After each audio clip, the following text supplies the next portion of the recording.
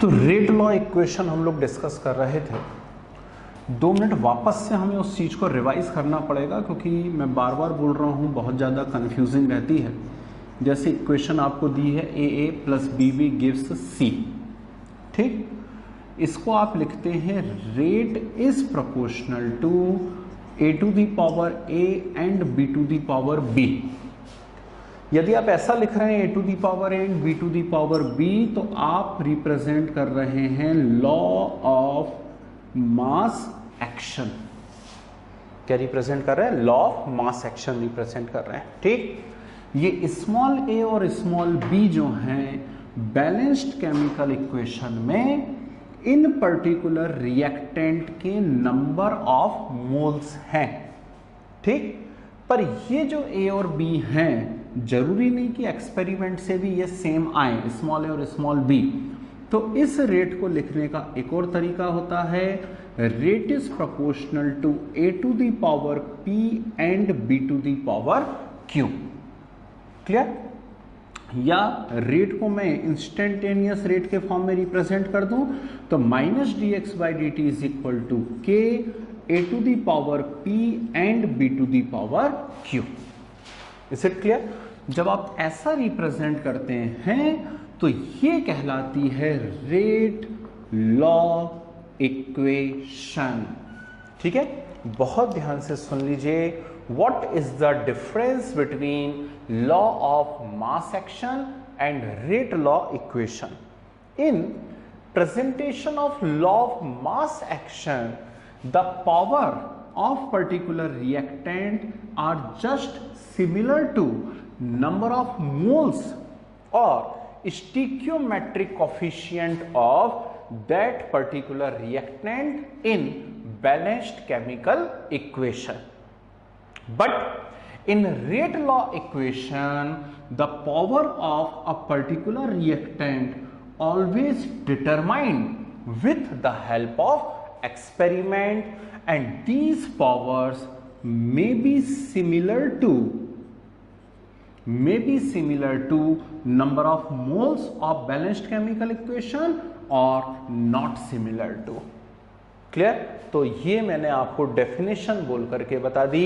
आप चाहें तो उसको नोट्स में लिख सकते हैं कि लॉ ऑफ मास एक्शन और रेट लॉ इक्वेशन में क्या डिफरेंस है। क्लियर है बात? ठीक, चलिए अब आगे बात बढ़ाते हैं।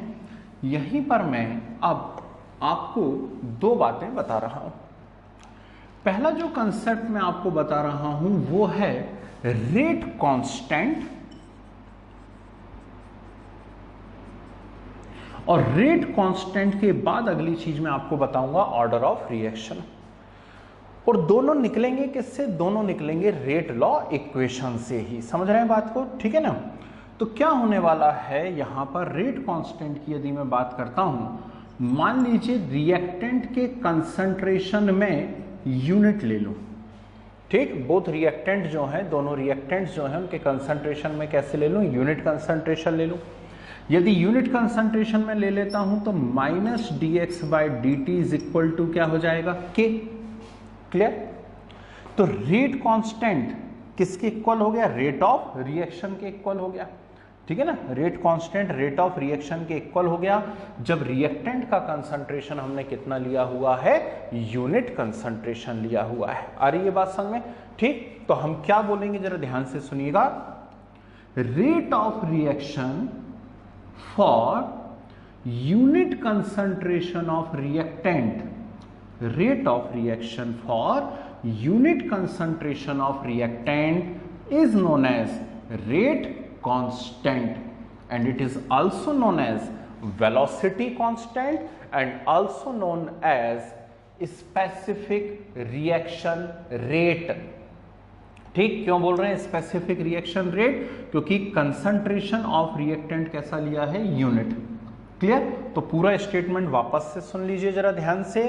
क्या कि rate of reaction for unit concentration of reactant is known as what? Rate constant, also known as velocity constant and also known as specific reaction rate. Is it clear? ठीक है।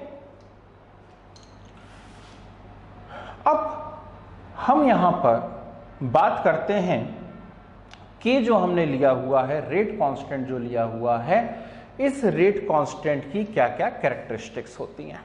ठीक, बहुत ध्यान से सुनिएगा, बड़ा ही इंपॉर्टेंट पॉइंट मैं आपको बता रहा हूं। ठीक, तो रेट कांस्टेंट जो है, रेट कांस्टेंट की पहली कैरेक्टरिस्टिक होती है it is measure of rate of reaction. It is measure of rate of reaction, and more the value of rate constant, more will be rate of reaction. Clear? K की value जितनी ज्यादा होगी, rate of reaction भी उतनी ही ज्यादा होगी। Clear? Second point देखिए, the value of rate constant for a particular reaction is always constant at a particular temperature.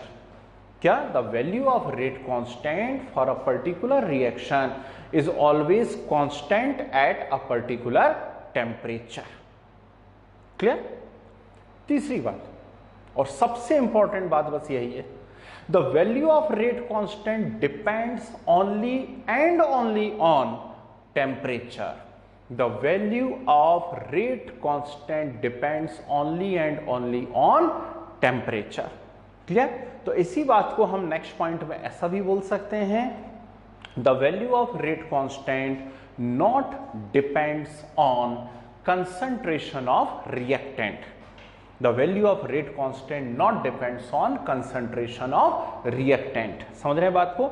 मान लीजिए कोई एक रिएक्शन मेरे पास है, उस रिएक्शन में मैंने क्या किया हुआ है, आपको बोल दिया जैसे ये रिएक्शन है, आपसे कहा इस रिएक्शन में 25 डिग्री सेल्सियस पर रेट कांस्टेंट जो है, रेट कांस्टेंट की वैल्यू है मान लीजिए 2.6 into 10 to the power -2 second inverse. ये रेट कांस्टेंट की वैल्यू है। ठीक, now calculate rate constant at same temperature when the concentration of reactant becomes double. फिर से सुनिए क्वेश्चन क्या दिया मैंने कहा for a particular reaction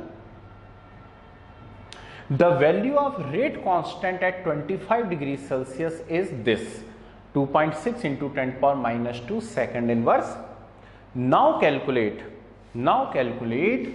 rate constant at same temperature if concentration of reactants become double. तो रिएक्टेंट के concentration यदि डबल कर दिए जाए तो रेट कांस्टेंट क्या होगा? बोलिए क्या होने वाला है इसका आंसर? कुछ नहीं होने वाला है आंसर, यही का यही होगा रेट कांस्टेंट। क्यों? क्योंकि टेम्परेचर कैसा है? सेम है। अब रिएक्टेंट का कंसंट्रेशन आप डबल कर दीजिए, ट्रिपल कर दीजिए, 4 टाइम्स 10 टाइम्स कितना भी कर दीजिए, उससे रेट कांस्टेंट की वैल्यू पे इफेक्ट नहीं पड़ेगा। आई या नहीं आई बात समझ में? ठीक, फिर एक और important concept, the unit of rate constant, जैसे यहां मैंने सेकंड इनवर्स लिख दिया, the unit of rate constant depends on order of reaction. ठीक, क्या बोला मैंने? The unit of rate constant depends on order of reaction. तो बातों ही बातों में मैंने आपको 5 कैरेक्टरिस्टिक्स बता दी हैं किसकी?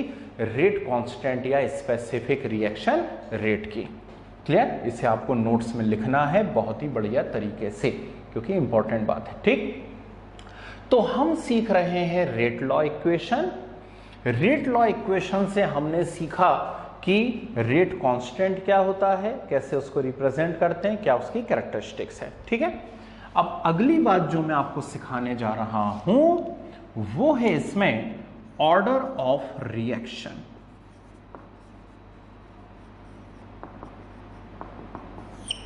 अगली बात इसके अंदर आती है order of reaction. Now what is order of reaction? पिछले वीडियो में भी ये बात हम लोग देख चुके हैं, लेकिन फिर से 2 मिनट रिवाइज करवाऊंगा बात को कि रेट लॉ इक्वेशन में कंसंट्रेशन टर्म्स पे जो पावर लगी होती हैं उन पावर का सम क्या कहलाता है? ऑर्डर ऑफ रिएक्शन कहलाता है। स्मॉल n से रिप्रेजेंट करते हैं, n is equal to what? P plus Q. ठीक, ये ओवरऑल ऑर्डर का रिएक्शन है कितना? P plus Q. यदि पर्टिकुलर A की बात करेंगे तो A रिएक्टेंट का ऑर्डर कितना है? P, B रिएक्टेंट का ऑर्डर कितना है? Q। क्लियर? ऑर्डर की वैल्यू 0 भी हो सकती है, ऑर्डर की वैल्यू फ्रैक्शनल भी हो सकती है, ठीक है, ऑर्डर की वैल्यू फ्रैक्शनल भी हो सकती है। लेकिन हमने जो मॉलिक्यूलरिटी पढ़ा हुआ था, तो मॉलिक्यूलरिटी में हम जानते हैं कि मॉलिक्यूलरिटी की वैल्यू जो है ना 0 हो सकती है ना ही फ्रैक्शनल हो सकती है। और सबसे इंपॉर्टेंट बात, ऑर्डर डिटरमाइंड बाय एक्सपेरिमेंट्स, ठीक है ना। और कौन से एक्सपेरिमेंट, पिछला वीडियो देखिए। वैसे मैं आपको करीब 15 से 20 न्यूमेरिकल्स करवाऊंगा, उसका एक डेमो न्यूमेरिकल मैंने आपको करवाया था, सिर्फ इस बात को आपके दिमाग में से निकालने के लिए, ये क्वेश्चन आपके दिमाग में से हटाने के लिए कि यार ये कैसे आ जा रहा है, ठीक है ना। तो उसका आंसर आपको, यदि आप उस वीडियो को देख रहे हैं, उस न्यूमेरिकल को देखिए बिल्कुल लास्ट में वीडियो के, तो आपको पता पड़ेगा कि यदि हम ऐसे एक्सपेरिमेंट्स करते हैं तो हम बहुत ही आसानी से किसी भी रिएक्शन के लिए क्या कैलकुलेट कर सकते हैं, उसका ऑर्डर कैलकुलेट कर सकते हैं। क्लियर है बात, ठीक। चलिए, तो अब हम जा रहे हैं नेक्स्ट पार्ट पर। दिमाग में क्वेश्चन नहीं आना चाहिए कि हमको कैसे पता पड़ेगा, हमको कैसे पता पड़ेगा, हमको ऐसे पता पड़ेगा। हम इस वीडियो को देखेंगे, नोट्स बनाएंगे, हमें सब पता पड़ता चला जाएगा, ठीक है ना। तो अब आपको करना क्या है, मैं यहां आपको बताने जा रहा हूं, जैसे फर्स्ट ऑर्डर रिएक्शन। तो फर्स्ट ऑर्डर रिएक्शन के जितने भी इंपॉर्टेंट एग्जांपल्स हैं, जो भी पॉसिबल एग्जांपल्स हो सकते हैं, वो मैं आपको बता रहा हूं, ठीक। इन केस, है ना, वैसे होगा नहीं ऐसा, लेकिन फिर भी इन केस कोई बुक आप देख रहे हैं और उसमें आपकी नजर पड़ जाए, कोई एक नया एग्जांपल यदि वहां मिल जाए, तो उसको उठा करके अपनी कॉपी में नोट कर लीजिए, है ना। बाकी मेरी कोशिश ये है कि 99.99% एग्जांपल्स हम यहां कवर करेंगे। जैसे फर्स्ट मैंने लिखा है NH4NO2 gives N2+2H2O। ये एक इक्वेशन मैंने आपको दी हुई है फर्स्ट ऑर्डर रिएक्शन के लिए, NH4NO2 gives N2+2H2O। इसको लिखना कैसे है, इसको लिखना है -dx/dt = K NH4NO2, ठीक। यहां देखिए NH4NO2 पे पावर कितना आ रहा है, 1, मतलब ये कौन सी ऑर्डर की हो गई, फर्स्ट ऑर्डर की रिएक्शन हो गई। आई या नहीं आई बात समझ में, कोई दिक्कत तो नहीं इसके अंदर किसी को भी, ठीक है ना। मान लीजिए मैं ऐसा लिखता हूं, SO2Cl2 gives SO2+Cl2। अब SO2Cl2 gives SO2+Cl2 लिखा है, तो ये हो जाएगा -dx/dt = K SO2Cl2। इसका ऑर्डर भी कितना आ गया है, 1, ठीक। तो यहां पे N = कितना लिख दूंगा मैं, 1। It is also first order reaction. समझ में आ रहा है फर्स्ट ऑर्डर रिएक्शन का, कोई दिक्कत तो नहीं है, ठीक है ना। रस्ट की बात करेंगे, फॉर्मेशन ऑफ रस्ट, ठीक, रस्टिंग की बात कर रहे हैं। रस्ट का फार्मूला मालूम है आपको, Fe2O3.xH2O, ठीक है ना। तो रस्ट जो होता है, रस्ट का फॉर्मेशन भी किस चीज का एग्जाम्पल है, फर्स्ट ऑर्डर रिएक्शन का एग्जाम्पल है। Is it clear. एक और सबसे इंपॉर्टेंट बात एग्जाम्पल देखिएगा, that is radio active decay, ठीक। रेडियो एक्टिव डिके से मतलब क्या है, रेडियो एक्टिव डिके से यहां मीनिंग है emission of alpha beta gamma particles, ठीक। अल्फा बीटा गामा पार्टिकल्स यदि कहीं से निकल रहे हैं, ठीक है ना, तो उनका इमिशन क्या होता है, उनका इमिशन भी फर्स्ट ऑर्डर रिएक्शन होता है, ठीक है ना। जैसे आपके पास है U92-235 यूरेनियम है, U92-235, ठीक। अब क्या हुआ, U92-235 में से एक हीलियम निकल गया, ठीक, हीलियम यहां पर रिलीज हो गया। अब यदि हीलियम यहां पर निकल चुका है, तो 92 में से 2 एटॉमिक नंबर निकल गया, कितना बचा, 90, और 235 में से 4 निकल गया, कितना बचा, 231, ठीक। क्या बन गया, थोरियम, है ना। ये आप पढ़ेंगे, एक रेडियो एक्टिविटी करके यूनिट होती है, उस रेडियो एक्टिविटी यूनिट के अंदर हम लोग इस चीज को देखेंगे। तो फिलहाल जो एग्जाम्पल आपको याद रखना है वो ये है कि जो रेडियो एक्टिव डिके होते हैं, रेडियो एक्टिव डिके भी कौन से ऑर्डर की रिएक्शन होते हैं, फर्स्ट ऑर्डर रिएक्शन। आगे इतनी बात समझ में, ठीक। चलिए, अब हम यहां पर बात करते हैं कुछ एग्जाम्पल सेकेंड ऑर्डर रिएक्शन के, ये सब आपको नोट करते जाने हैं और याद करने पड़ेंगे भाई, ठीक है ना। सेकंड ऑर्डर रिएक्शन, यदि मैं सेकंड ऑर्डर रिएक्शन की बात करता हूं तो सेकंड ऑर्डर रिएक्शन के अंदर एक एग्जांपल मैं आपको बता चुका हूं, H2 प्लस I2 गिव्स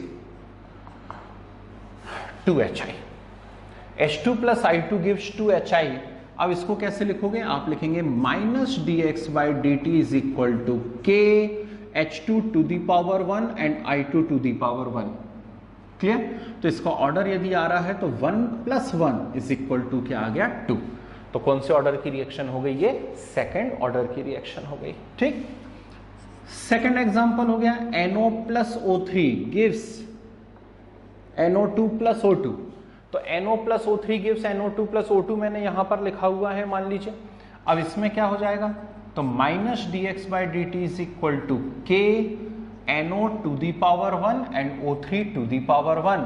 तो 1 प्लस 1 इज इक्वल टू कितना आ गया, यहां पर भी 2 आ गया, यानी ये भी कौन सी रिएक्शन हो गई है, यहां सेकेंड ऑर्डर रिएक्शन हो गई है। आई या नहीं आई बात समझ में, कोई डाउट इसके अंदर, ठीक है ना। एक और बड़ा इंपॉर्टेंट सा एग्जांपल मैं आपको बताता हूं, ध्यान रखिएगा। CH3CO C2H5 प्लस NaOH, ठीक, इससे मिलता जुलता एक आएगा, वो स्यूडो फर्स्ट ऑर्डर में जाएगा, है ना, लेकिन ये सेकंड ऑर्डर का है, बनेगा CH3CONa प्लस C2H5OH। क्या करोगे इसका, minus dx by D T is equal to k CH3CO C2H5 into NaOH। Order कितना आ गया, 1 प्लस 1 इज इक्वल टू 2। कोई डाउट है ना। तो फर्स्ट ऑर्डर रिएक्शन मैंने आपको बता दी, साथ में क्या बताए, सेकंड ऑर्डर रिएक्शन। ठीक, वीडियो पॉज कर करके आप फिर नोट्स बनाते चले जाइए, क्योंकि ये एग्जांपल्स बहुत काम आने वाले हमारे, ठीक है। चलिए नेक्स्ट मैं आपको यहां बताने जा रहा हूं थर्ड ऑर्डर रिएक्शन। अब थर्ड ऑर्डर रिएक्शन के अंदर क्या होने वाला है, तो थर्ड ऑर्डर रिएक्शन में कुछ जाने पहचाने से आपके एग्जांपल आएंगे, जैसे NO plus Cl2 gives NOCl।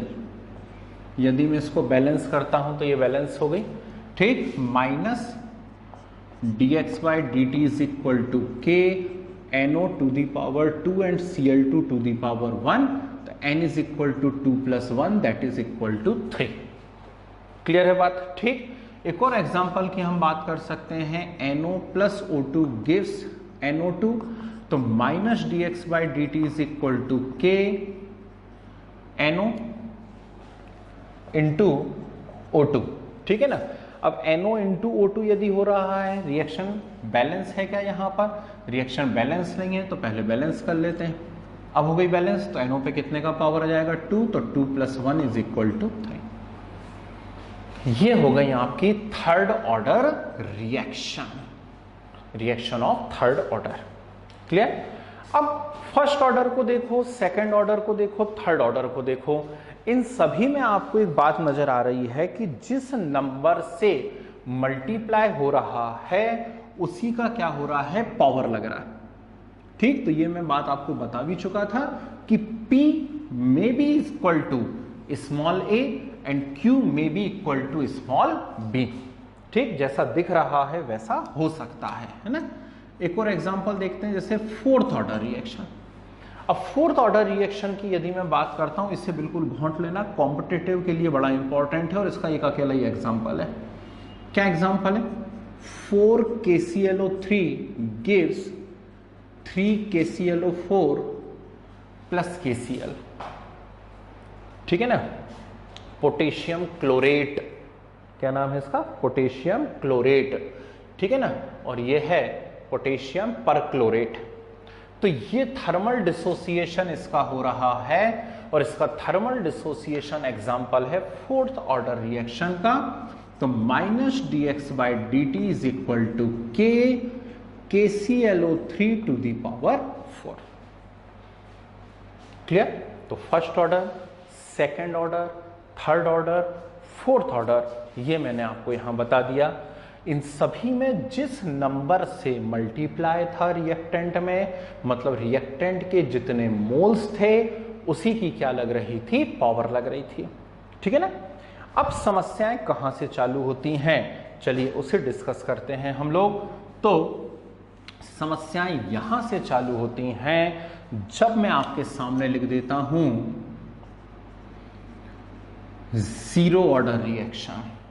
ठीक, जब मैं आपके सामने लिख रहा हूं जीरो ऑर्डर रिएक्शन तो यहां से बहुत सारी समस्याएं होने वाली हैं। ठीक है ना, क्या क्या एग्जाम्पल इसके होते हैं? पहला देखिए, H2 plus Cl2 gives 2HCl, तो minus dx/dt is equal to k H2 to the power 0 and Cl2 to the power 0।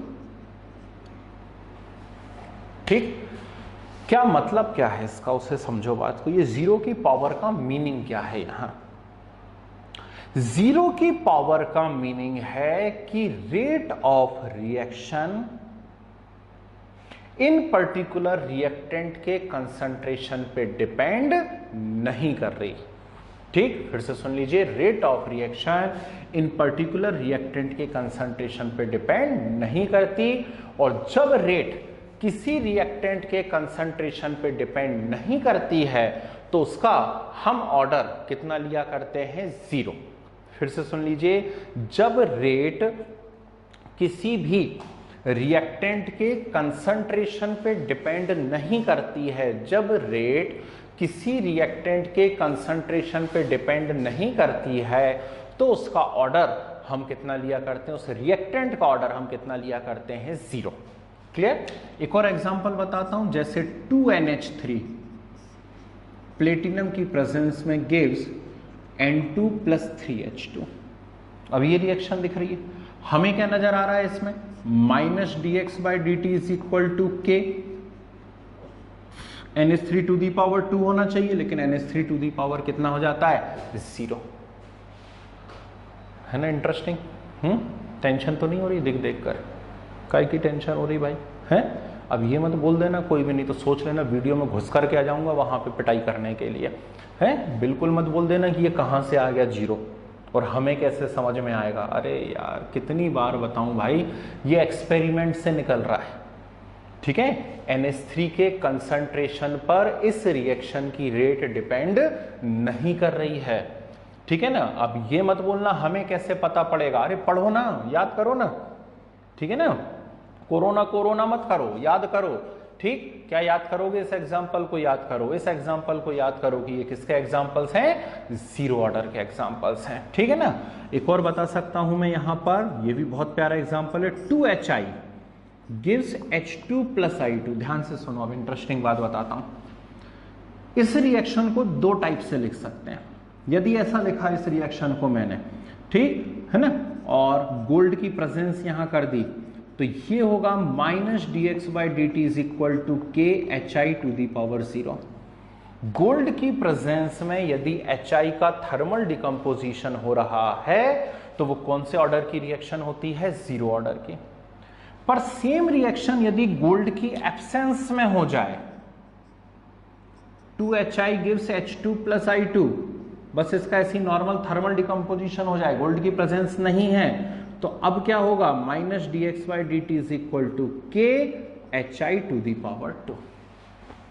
So thermal decomposition of HI in presence of gold is what? Zero order reaction, but in absence of gold it is second order reaction। Clear?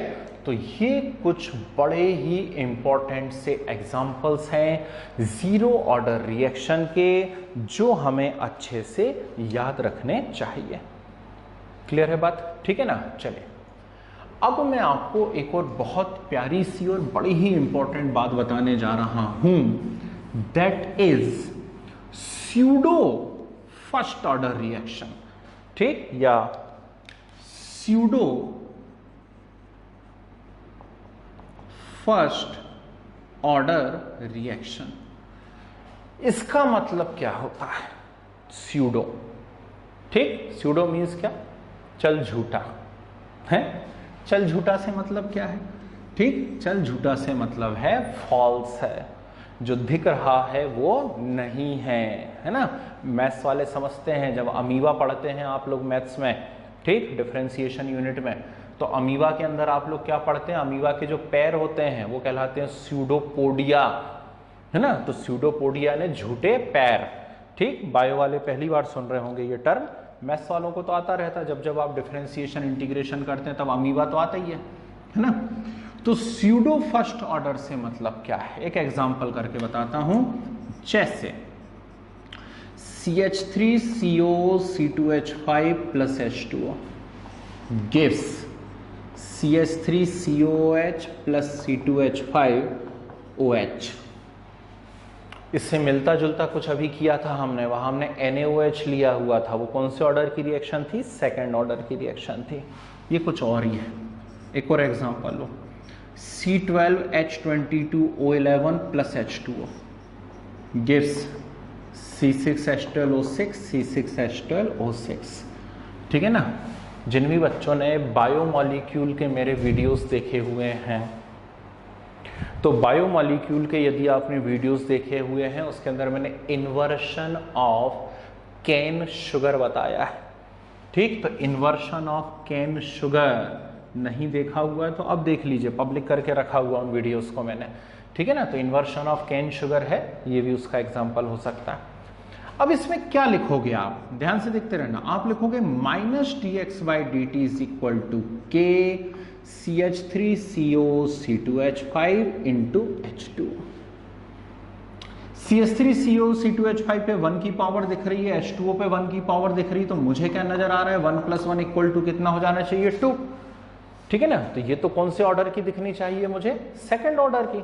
फिर गड़बड़ कहां है, गड़बड़ यहां है, ठीक। ऐसा वो दिख रही थी सेकंड ऑर्डर की रिएक्शन, लेकिन वो निकली कौन से ऑर्डर की रिएक्शन, फर्स्ट।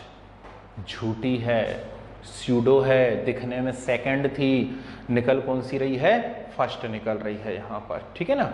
चलिए, तो वाटर के लिए ऑर्डर कितना आ रहा है, यहां पर 0 आ रहा है। क्यों आ रहा है मैं 2 मिनट बाद डिस्कस करता हूं, पहले इस एग्जांपल को और देखिए।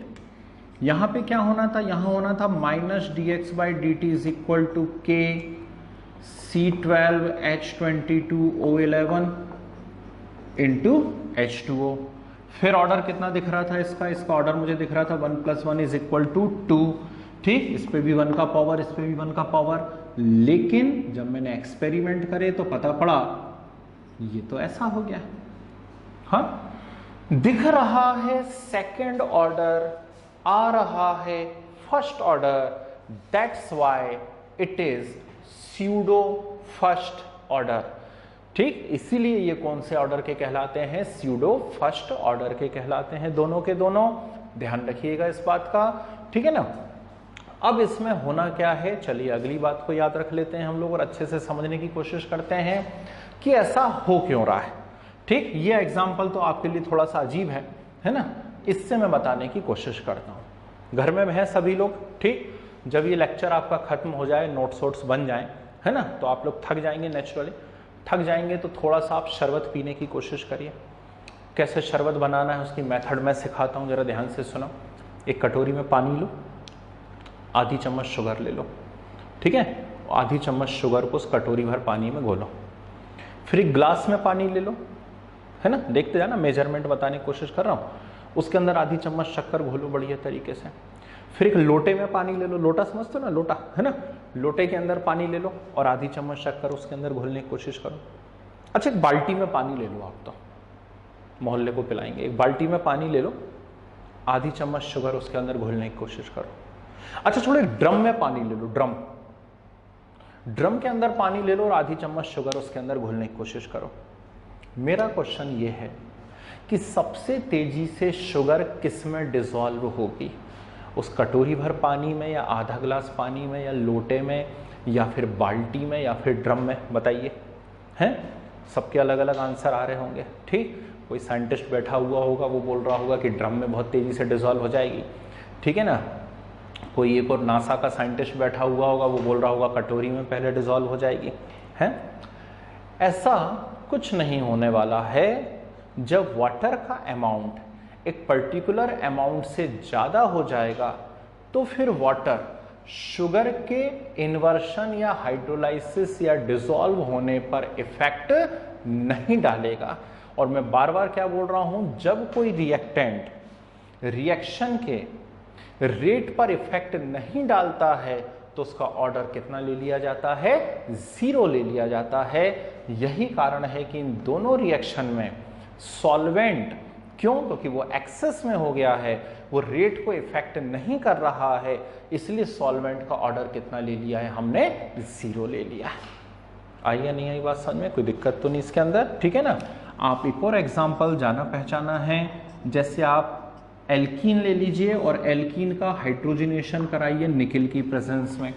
तो एल्कीन का यदि आप हाइड्रोजनेशन करवाते हैं निकिल की प्रेजेंस में, तो ये भी कौन से ऑर्डर की रिएक्शन है, स्यूडो फर्स्ट ऑर्डर की रिएक्शन है।